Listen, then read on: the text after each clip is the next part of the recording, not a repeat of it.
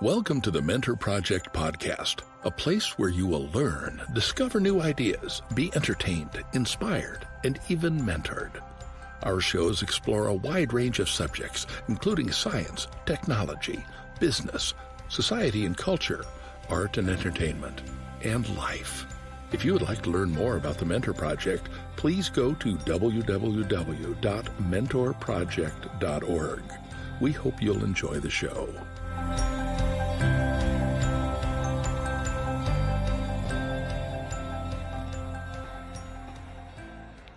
Well, hello, everybody. We hope you will enjoy the show. We know we will have a good time talking and sharing a few new things with you guys. This is the weekly update with the Mentor Project, a new tradition that is holding for now. So we're doing a pretty good job with that. And it's another full house. So Deborah, Susan, and Tamara, welcome. We're looking forward to hear your update. But we always have to start with Deborah. How have you been doing, Deborah? I've been doing well, thank you. It's been pretty exciting because we have so many updates and I can't wait to share them all. All right, and Susan is here. Welcome back again. Hello. Great to be here again. Another Friday. It's great to be here. Can I expect you to see you every Friday then? It's a commitment. I'm going to be here every Friday. Yeah. Fantastic. And Tamara, welcome. We hope you will enjoy your time with us. It's not going to be that long, but we'll make it count. How about that? Thank you so much. I'm honored to be here. All right. So, Deborah, do you want to start with some quick update? And then, Susan, you will introduce Tamara and we'll get going. I do want to give the updates. So, I'm really excited to say that our website is up and running. We are now, just beware, if you go to the mentor page, that is still a work in progress. We're taking the month of January to finish that, but go look at everything else that we have going on.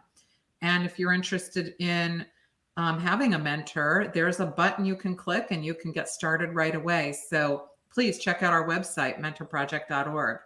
The next update is a really exciting new one. We have for our mentors, Fridays with Fred. And now we're opening up Mentoring Mondays at 6 p.m. I think the first one's going to start February 12th. And we'll be getting more information out to people so you can join us on Mentoring Mondays, where we'll have a mentor featured, maybe a panel of mentors featuring what they're up to and bringing on mentees so that we can have great dialogue happening and a lot of lateral mentorship happening. We're also going to be starting with a new mentoring platform, and our amazing Sam Stone has been getting prepared to start to get that moving forward with mentors and mentees starting on that new platform. And finally, I'm writing a book on the Mentor Project. It is I'm supposed to have it finished by March, but we're contracted with Wiley. And another big announcement is that I will be donating the proceeds from that to the Mentor Project. So it's really exciting. So stay tuned for more information on the Mentor Project book. And that's all I got today, Marco. You weren't kidding. There's a lot of updates and all really, really good. Susan. Yep. Nothing like being spontaneous. So as you've talked about this before, on Fridays, we come on right after the Fridays with Fred, the meeting for mentors, where we do a lot of lateral mentoring and some other cool stuff and fun stuff. And sometimes we've had mentees on. And so we're in that, and just hearing Tamara, we were talking about lots of different stuff. And Debbie was talking to Tamara about wanting her to share a story in the future. And it was like, Tamara, why don't you come on and give everybody the teaser? So Tamara Meyer has been a part of the Mentor Project for some time. And she was part of, I think it was the second hackathon for the Mentor Project. And Tamara, why don't you, then I'm going to hand the mic over to you, because give an overview of what that hackathon was for you. And there was some really cool things that happened. And why don't you just give us a little summary, and then people will be able to hear more about this in the future when Debbie interviews you for a longer interview. So happy to talk about our hackathon that we held I believe it was the middle of 2020, in the middle of the COVID pandemic. And we thought, here we have so many kids who are just completely discombobulated by this pandemic. A lot of them are no longer going to classes. They're working from home. They're not getting a lot of socialization. What can we do? And this idea came forth through the Mentor Project. Debbie, I believe you and Javier in Buenos Aires came up with this brilliant idea to have a hackathon. And you decided, let's focus on masks. Mask wearing was a big issue, as all of us remember. Think back to 2020, trying to put forth the idea that mask wearing was important. Why not give this project to the kids? Let the kids come up with some great ideas of how to get people to wear masks, concerns that people had about masks not being safe or not working. Let's let the kids figure this out. So the Maskathon was born, but we needed kids. And Javier had 10 kids in Buenos Aires who were raring to go. And we had a few kids in the United States. And I thought, where can we get some more kids? I know, Siberia. Because I had a very colleague. I'm a Holocaust educator, and I host a large group online that focuses on one narrative of the Holocaust called the Kindertransport. And Elena, a physicist and a professor in Siberia, and I had collaborated on some other projects. And so I reached out to her and I said, hey, do you have some kids who'd like to join this Maskathon? And she came back to me pretty quickly and said, no, my kids are terrified of Americans and Westerners. I can't get them to do this. And so we talked a little bit about it, back and forth. And I said, well, we'll be very gentle. We're not the monsters that they probably think we are. So she talked with them a bit, and we ended up having 10 kids from Siberia, Elena's students, who were, I think, 13 to 17 years old, join our Maskathon. And we made it really comfortable for them and allowed them to work together as a group. So Elena could translate. They don't have English language. And we ended up having this amazing experience with 10 kids from Buenos Aires, 10 kids from Novosibirsk, Siberia, and then a smattering of kids throughout the United States joined this Maskathon. And some remarkable things happened during the Maskathon. And then there have been a lot of ripple effects that have come as a result of that going forward up until today. So that's my little teaser. And we'll talk about that some more next week. It was so much fun when it started. It was a little chaotic with the language barrier and how Google Translate worked with our meetings. But, it's really funny because when you put your mind to something, it'll happen. And it did. It happened. And it was actually a lot of fun to get to see the kids and get to see the kids and how they reacted to us. Exactly. And some remarkable changes have taken place as a result of that Maskathon and that hackathon. And I have some amazing stories about kids and what they're doing now, and some real world opportunities that have come about as a result of that. So I'll share a little bit more about that next week. I can't wait, because we never really get to follow up with mentees. Sometimes they go on and we never know what happens. So I love that you're able to give us the update, the where are they now in mentoring. Happy to. And Thank you for doing this. This is such a wonderful project. I'm so honored to be part of the Mentor Project. We're thrilled to have you. Thank you.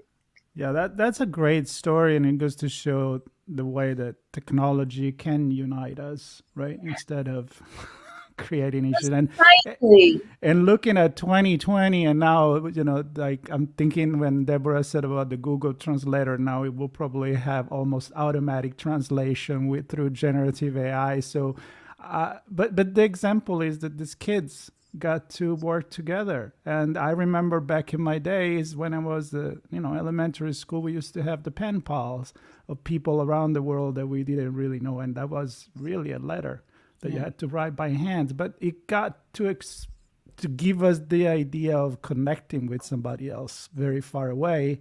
And now it seems so easy that maybe, I don't know, Susan, we don't appreciate it anymore as much because it's right there. Like, just click the button, get on Zoom, and you are with the UK, with Russia, with Brazil. Yeah. I was thinking as Tamara was talking about, and I know a little bit about what's happened since, but, one of the lessons that was learned, and one of the things that the kids got from it was, and Tamara, you touched on this, that they were kind of intimidated and afraid of Americans or people from other cultures. And so even though and people have talked about this, even though there is so much access so easily, like with Facebook and social media and all of that, but it's not personal. It's the facade. It's it's not your real, and we know kids and adults, it's not the real self. It's the make-believe self that's interacting with everybody's make-believe self. But what the hackathon did, it gave the kids the opportunity to actually work on a real live problem that they had to work together to solve. This wasn't about just showing pictures of themselves and those fake successes or those, moments in one's life where you look perfect. This was actually showing yourself, being able to work and say, oh, I don't know that, or get help from the mentor. So this was true connection. And I know a lot has come about from that, from the kids being able to truly connect with kids from other places, as well as adults from other places on a real level. So, and again, I think that, yeah, Marco, we do take it for granted, but a lot of it, unfortunately, is superficial. But in this, what this did was it allowed for real, true connection and mentoring. And from one pole to the other, from one side of the planet to the other. And, again, kids who were actually frightened of interacting with Americans because what they've been taught. This is what Elena told me. And there were so many other aspects to this. For example, we did need translators, and we had 3 translators who were all children of Holocaust survivors who speak Russian. So they acted as the translators, and sometimes to rather humorous effect. A few of them were perhaps not quite as apt with the language as they thought they were. And then I thought one of the fascinating aspects of the hackathon as it was, because the kids had to present in a video format what they were doing. The Russian kids, the Siberian kids, used humor a lot in their video, in both the preliminary and then the final product video that they presented. And they used humor that did not land for the judges the first time. It just, I found it hilarious, but the judges didn't really understand the humor. So they had to recreate their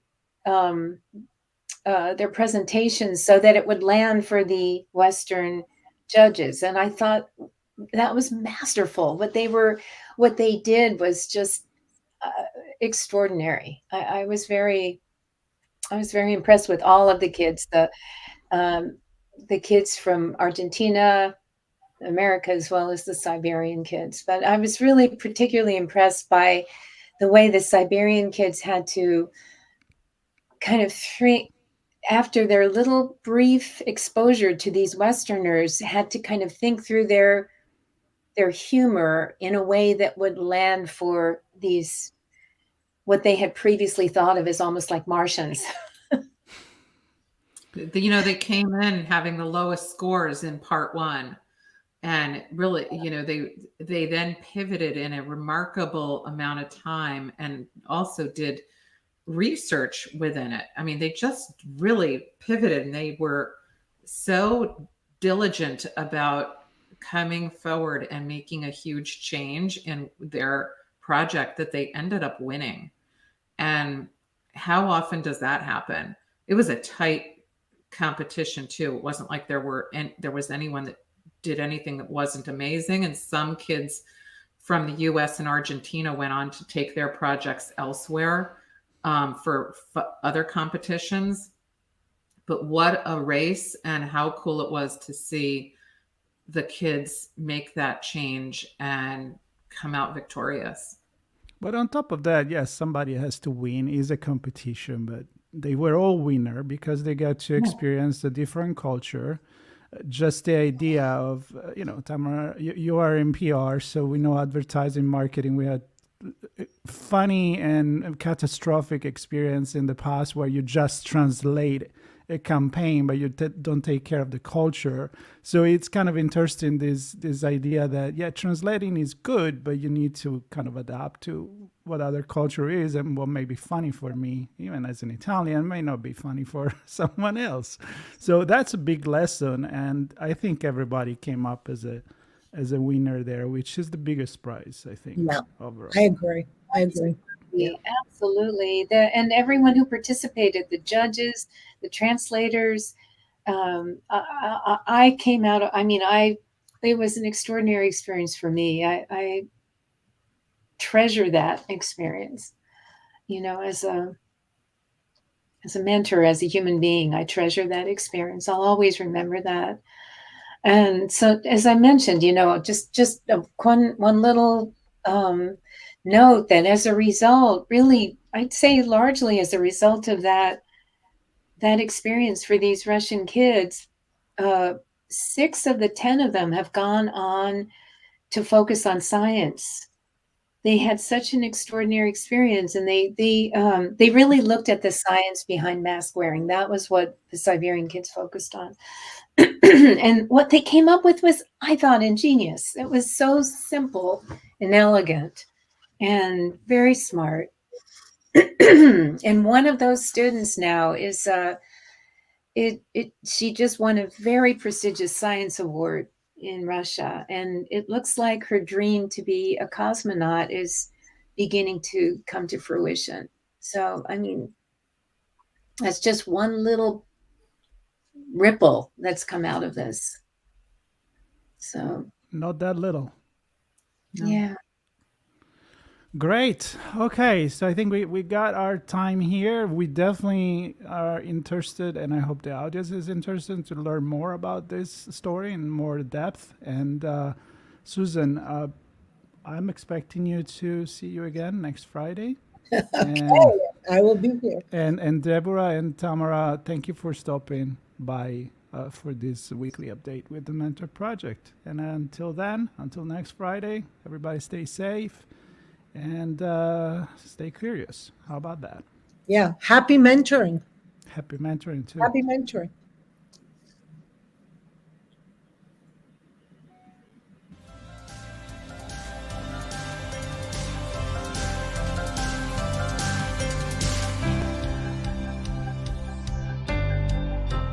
Thank you for listening. This show was brought to you by the Mentor Project. If you enjoyed this segment, there are many ways to thank us. Please consider subscribing to our podcast, making a tax-deductible donation, or becoming directly involved. Subscribe to this podcast and visit us at www.mentorproject.org to learn more.